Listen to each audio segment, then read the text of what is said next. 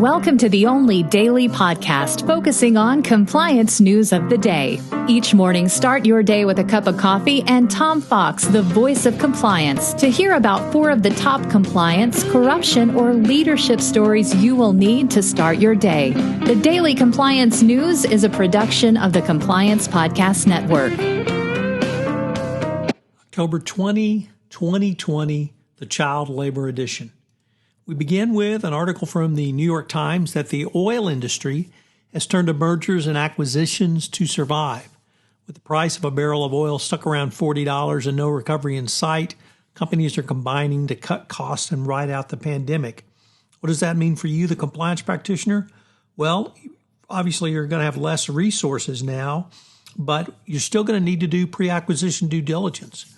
What if the oil and gas leases in the United States are bought via or obtained via bribery and corruption? Well, you bought yourself a big legal problem. Overseas, has the company you're buying violated the FCPA? You sure better know or have an idea through your pre-acquisition due diligence if you want to take advantage of the FCPA safe harbor. So simply because the economy's down, costs are being cut, does not mean you can slack off on your compliance. Next up from the Wall Street Journal, a former Iranian CEO whose name I can't even begin to pronounce was sentenced for sanctions violations. The former chief of Payment 24 pled guilty in June to conspiring to defraud the United States, and he was sentenced to 23 months in jail for operating a company that the prosecutor said helped Iranians circumvent U.S. sanctions. The gentleman ran an internet-based finance services with roughly 40 employees. His primary business was to help Iranian citizens buy block goods and get them to Iran. Next up from the Washington Post on our lead article today is that the world's chocolate companies depend on cocoa produced with the aid of more than 1 million West African child laborers, according to a new report sponsored by the Labor Department. The finding represents a remarkable failure by leading chocolate companies to fulfill a long-standing promise to eradicate the practice of child labor from their supply chains. The companies have repeatedly said they will do better, but according to the U.S. Department of Labor, no such luck. So who's in your supply chain? Are they underaged? And what are they doing for you?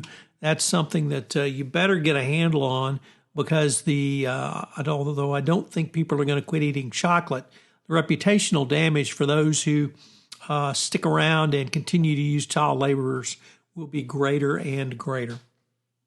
And finally, we end with really an op-ed piece from the Houston Chronicle business columnist Chris Tomlinson. And he takes a look at racism in the United States. He writes on racism quite a bit, but it's not really in the political sense or about the current election. It is that racism costs this company trillions of dollars, and that if we move to greater diversity then and inclusion, we would literally pump money into the economy. African Americans and Hispanics make up 12% of the U.S. population, but only own 2% of small businesses.